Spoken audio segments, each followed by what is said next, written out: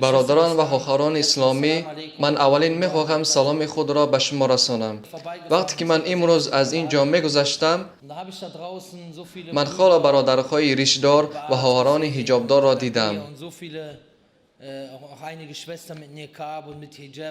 در حقیقت این دل مرا خیلی خرسند کرد.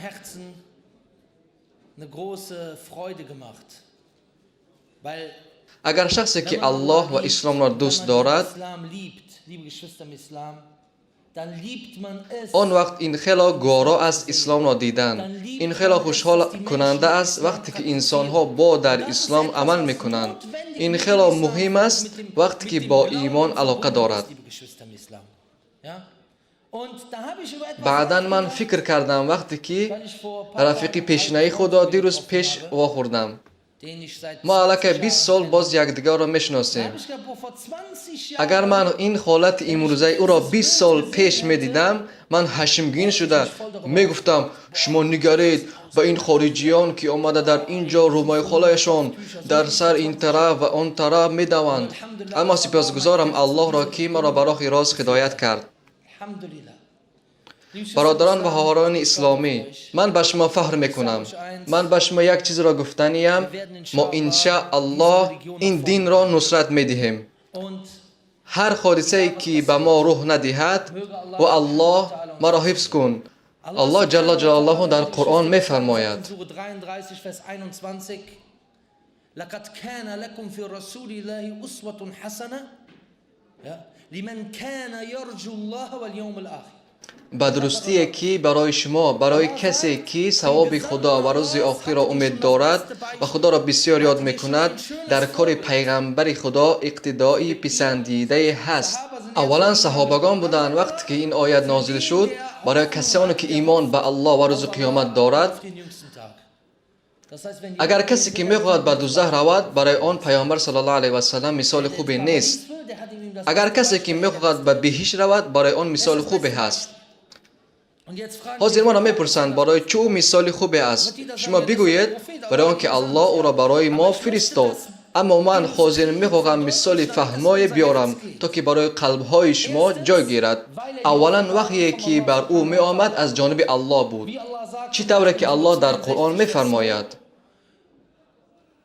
هو الذي بعث في الأميين رسولا منهم يتلو عليهم آياته ويزكيهم ويعلمهم الكتاب والحكمة. او آن خدای است که در میان ناخواندگان پیغمبر از خودشان برانگیخت که بر آنها آیات او را میخواند و آنها را پاک میکند و به آنها کتاب دانش را میآموزد. همانها آنها پیش از این در گمراهی ظاهر بودند. از اینجا معلوم می شود که آنها دو چیز داشتند: تا که علم آموزند، کتاب که این قرآن است، و دانش این چیست؟ این سنت است که پیامبر بر آنها آموزاند. و باز الله می فرماید: والنجم اذا هوى ما ضل صاحبكم وما غوى وما ينطق عن الهوى ان والا وحی یوحى. Das heißt, ja, سوگند به ستاره که فرو افتاد، این یار شما یعنی محمد گمراه نشد و راه را غلط نکرده است و سخن از خواهش نفس نمیگوید. نیست گفتارش مگر وحی که به او فرستاده می شود. از اینجا برمی آید که پیامبر صلی الله علیه و سلم بهترین مثال است برای پیروی کردن، برای آن که او انسانی از همه خوب بود و وحی نیز بر او می آمد و پیامبر صلی الله علیه و سلم مثال برای پیروی برای آن است که از همه دیده آداب خوب داشت. الله در قرآن می فرماید: و به درستی که تو بر خوی بزرگ هستی. اگر تو از مسلمانان سوال کنی برای تو محمد صلی الله علیه و سلم بهترین مثال هست، هر یک مسلمان میگوید بله. اگر از آنها پرسی پیامبر بهترین اخلاق داشت، همه این مسلمان میگن بله.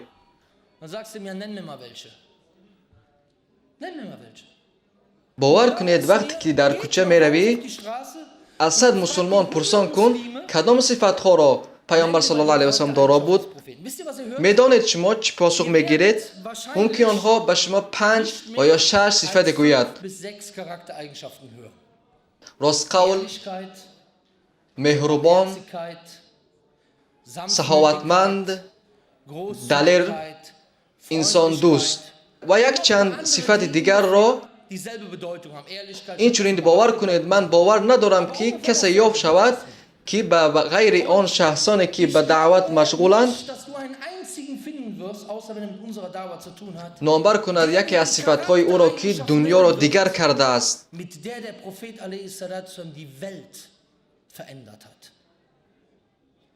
یکی از صفتهایی که دنیا را عوض کرد، مردانگی، این ناترسی.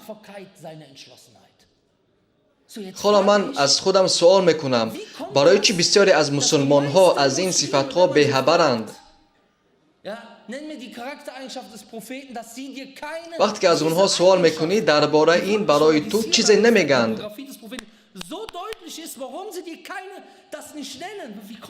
این را در کجایی که پرسی چنین پاسخ میگیری.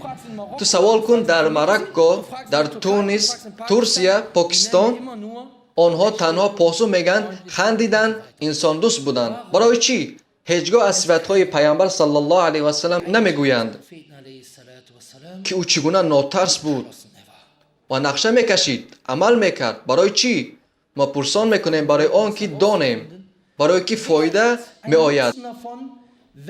وقتی که پیامبر صلی الله علیه و سلم مثال خوبی برای ما در همه کار باشد، اگر ما یک حصه دینی خدا بگیریم برای ما برتری است.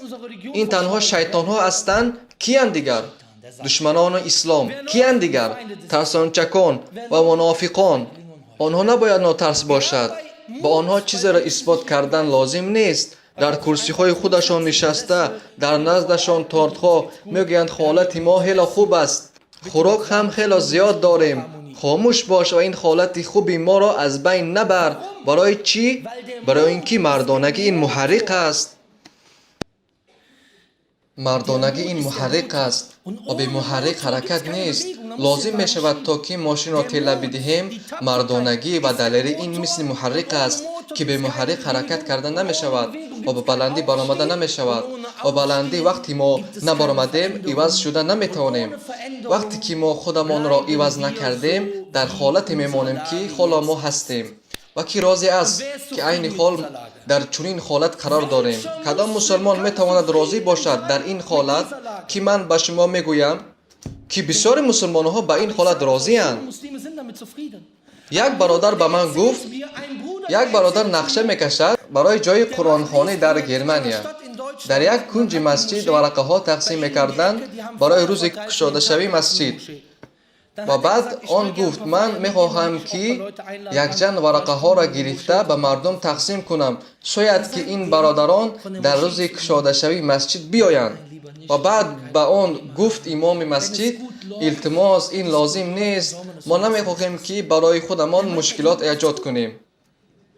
اگر برای ما این خوب است باید ما این را همین طور گذاریم. این برای آنها خوب است. روزهای جمعه برای درس آموزی 10 نفر می آید. وقتی عالم ها دعوت می کنند 30 نفر می آید. چین خوب است. برادر در شهر شما چقدر مسلمان است؟ ما حساب کردیم 1% برای آنها این خوب است. انا این است پرابلما. باور کنید این است پرابلما. ما نمیخواهیم که از برای چنین ترسانها در مشقت باشیم.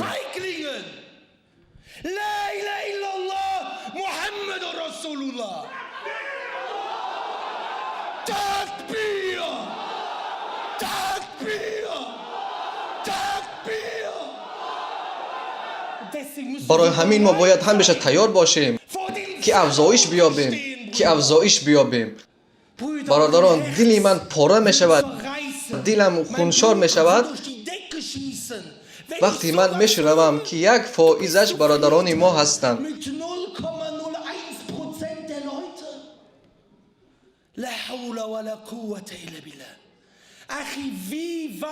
برادران چقدر ما از پیامبر صلی الله علیه و سلم دور شده ایم.